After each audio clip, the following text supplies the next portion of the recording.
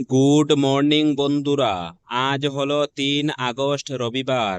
আজকের আসাম তথা সমগ্র বরাক উপত্যকার বিশেষ বিশেষ খবরগুলি হলো: ভোটার তালিকায় নাম নেই তেজস্বী যাদবের, তবে নির্বাচনে প্রতিদ্বন্দ্বিতা করব কিভাবে? বিহারের খসড়া ভোটার তালিকায় নিজের নাম না পেয়ে বিস্মিত বিরোধী দল নেতা তেজস্বী যাদব। শনিবার পাটনায় সাংবাদিক বৈঠকে নির্বাচন কমিশনের বিরুদ্ধে ক্ষোভ উগড়ে দিলেন তিনি। প্রশ্ন তুলেন, যদি আমি নিজেই তালিকায় না থাকি তবে নির্বাচনে প্রতিদ্বন্দ্বিতা করব কিভাবে? ভারতীয় নির্বাচন কমিশন গত জুন মাস থেকে শুরু করেছে এসআইআর প্রক্রিয়া। তারই অঙ্গ হিসাবে শুক্রবার প্রকাশিত হয়েছে বিহারের খসড়া ভোটার তালিকা। কিন্তু সেই তালিকা থেকে বাদ পড়েছে অন্তত 65 লক্ষ নাম, অর্থাৎ বিহারে মোট ভোটারের 8.5%। তেজস্বী যাদব জানালেন, সেই তালিকায় নিজের নাম খুঁজে না পেয়ে তিনি হতবাক। সাংবাদিকদের সামনে নিজেই মোবাইল স্ক্রিন দেখিয়ে তেজস্বী বলেন, এপিক নম্বর দিয়ে সার্চ করলেও আমার নাম বা তথ্য কিছুই পেলাম না। তিনি আরও জানান, নির্ধারিত সময় মতো ফর্ম পূরণ করে জমাও দিয়েছিলেন। বুথ লেভেল অফিসার বিওলও নিজে এসে প্রয়োজনীয় কাগজপত্র সংগ্রহ করে নিয়ে গিয়েছিলেন। বিরোধী নেতার অভিযোগ, যারা নির্বাচনে অংশ নিতে চান তাদের নাম যদি এভাবে কেটে দেওয়া হয় তবে তা উদ্বেগের বিষয়। এটা কেবল আমার একা সমস্যা নয়, 35 লক্ষ মানুষের গণতান্ত্রিক অধিকার বিপন্ন। তার দাবি, কমিশনের প্রকাশিত তালিকায় কোথাও ঠিকানা, বুথ নম্বর বা এপিক নম্বর নেই, ফলে কার নাম বাদ গেল তা বোঝার উপায়ও থাকছে না।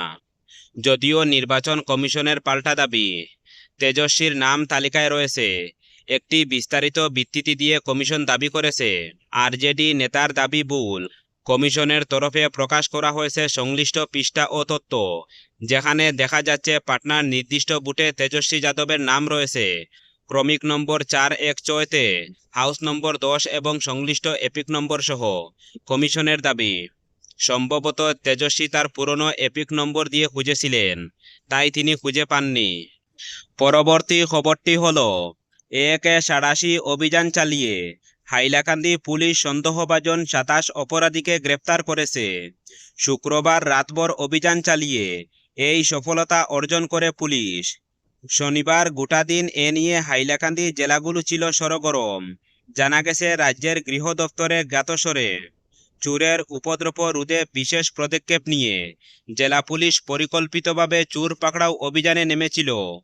জেলার 7টি থানার পুলিশ শুক্রবার গোটা রাত বিভিন্ন এলাকায় অভিযান চালিয়ে চুরির ঘটনায় জড়িত থাকায় সন্দেহে মোট 27 জনকে তুলে আনে। এরপর ধৃতদের থানার ওসি এ মর্মে জিজ্ঞাসাবাদ করে জবানবন্দি নথিভুক্ত করেন। এদিন ভোর থেকে জেলার সবকটি থানার পুলিশ কর্মীদের ব্যস্ততা ছিল চোখে পড়ার মতো। হাইলাকান্দি পুলিশ চোর পাকড়াও অভিযানের ব্যাপারে জেলার অতিরিক্ত পুলিশ সুপার বি শইকিয়া বলেন, অভিযান চালিয়ে জেলার বিভিন্ন থানা এলাকায় থেকে মোট 27 জন সন্দেহভাজন চোরকে গ্রেফতার করা হয়েছে। অবশ্য ধৃতদের গ্রেফতার করার আগে তাদের বাড়িতে অভিযান চালিয়ে পুলিশ মোট 3টি গাড়ি, একটি ইনভার্টার সহ অন্যান্য প্রচুর সামগ্রী জব্দ করেছে বলে জানান এএসপি। ধৃতদের পুলিশ এদিন সন্ধ্যায় আদালতে সোপর্দ করেছে।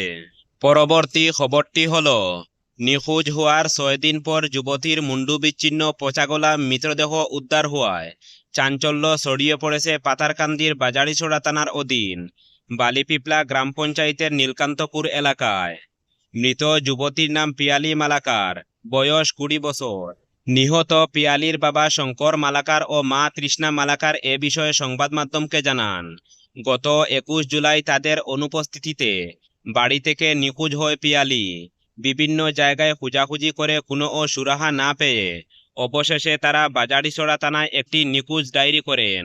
পরে নিখোঁজ হওয়ার 6 দিন পর তাদের বসতবাড়ির পেছনের ঝুপঝাপ এলাকা থেকে দুর্গন্ধ বের হতে থাকলে শঙ্কর মালাকার সেখানে যান এবং মাটিতে পায়ের ছাপ দেখতে পান। সঙ্গে সঙ্গে তিনি পুলিশকে খবর দেন। পুলিশ ম্যাজিস্ট্রেটের উপস্থিতিতে ঘটনাস্থলে পৌঁছে মৃতদেহ উদ্ধার করে এবং ময়নাতদন্তের জন্য শিলচর হাসপাতালে পাঠায়। মৃতদেহের পরনে থাকা পোশাক দেখে পরিবারের লোকেরা নিশ্চিত হন এটি পিয়ালির দেহ। শঙ্করবাবু জানান, মেয়েটির গলা কাটা ছিল, যা থেকে তারা ধারণা করেছে এটি একটি পরিকল্পিত খুন। তাদের অভিযোগ, এই ঘটনার নেপথ্যে স্থানীয় কিছু দুষ্কৃতীর জড়িত থাকতে পারে। এই বর্বরোচিত হত্যাকাণ্ডের তীব্র প্রতিবাদ জানিয়ে পরিবারটি ঘটনার পূর্ণাঙ্গ তদন্ত এবং দোষীদের কঠোর শাস্তির দাবি জানিয়েছেন। পরবর্তী খবরটি হল শিবসাগরে মিয়া বিরোধী অভিযান, উজান ছাড়ার হুঁশিয়ারি। উজান অসমে ফের শুরু হচ্ছে মিয়া খেদা আন্দোলন। মিয়া জনগণকে উজান অসম ছাড়ার হুঁশিয়ারি দিয়ে শনিবার শিবসাগরে মশাল মিছিল করেছে 15টি জাতীয়তাবাদী সংগঠন। আক্রাসু ও চিলিয়ারায় সেনার সদস্যরা শহরের গড়ে গড়ে গিয়ে সন্দেহজনক লোকের খোঁজ করেছে। ভাড়া করে গিয়ে নথিপত্র খতিয়ে দেখা হয়েছে মুসলিম জনগোষ্ঠীর লোকেদের। সন্দেহভাজন লোকেদের শিবসাগর ছাড়তে 7 দিনের সময়ও বেঁধে দেওয়া হয়েছে। রাজ্য সরকার অসমের বিভিন্ন স্থানে উচ্ছেদ অভিযান চালাচ্ছে। তাই উজানের বিভিন্ন জাতীয়তাবাদী সংগঠনের আশঙ্কা উচ্ছেদকৃত লোকেরা উজান অসমে গিয়ে ঘাঁটি গড়তে পারে। তাই শিবসাগরে 15টি জাতীয়তাবাদী বিভিন্ন জনগোষ্ঠীর সংগঠন এদিন মশাল মিছিল করেছে। সরকারি ভূমি বনাঞ্চল থেকে সন্দেহভাজন লোকেদের উচ্ছেদ করার যে অভিযান চালাচ্ছে সরকার, তার জন্য মুখ্যমন্ত্রী হিমন্ত বিশ্ব শর্মার প্রশংসাও করেছে বিভিন্ন জাতীয়তাবাদী সংগঠনের নেতারা। শিবসাগরের 15টি জাতীয়তাবাদী সংগঠন মশাল মিছিল করলেও আক্রাসু ও চিলারায় সেনার সদস্যরা আজ গড়ে গড়ে গিয়ে তল্লাশি চালিয়েছেন সন্দেহভাজন লোকের গড়ে। শিবসাগরের বিভিন্ন অঞ্চলে ভাড়া গড়গুলিতে গিয়ে বাসিন্দাদের নথিপত্র খতিয়ে দেখেন তারা। জানা গেছে কিছু কিছু স্থানে ভাড়া ঘরে থাকা মুসলিম পরিবারকে 7 দিনের মধ্যে শিবসাগর ত্যাগ করার নির্দেশও দেওয়া হয়েছে। বৈধ ভারতীয় নাগরিকের নথিপত্র দেখালেও আক্রাসু ও চিলারায় সেনার কর্মকর্তারা সেটা মানতে রাজি হননি। তাদের যুক্তি, নথিপত্র থাকলে কি হবে, এখানকার ভোটার নয়, তাই শিবসাগর ছাড়তে হবে। মিয়াল্যান্ড বানাতে দেব না আমরা। ফলে বিভিন্ন জাতীয়তাবাদী সংগঠনের এই ধরনের হুঁশিয়ারিতে পরিস্থিতি ফের ভয়ানক হয়ে ওঠার আশঙ্কা রয়েছে পুরোদমে। কর্মসূত্রে উজানের বিভিন্ন জেলায় থাকা মিয়া জনগণের মধ্যেও ত্রাসের সৃষ্টি হয়েছে।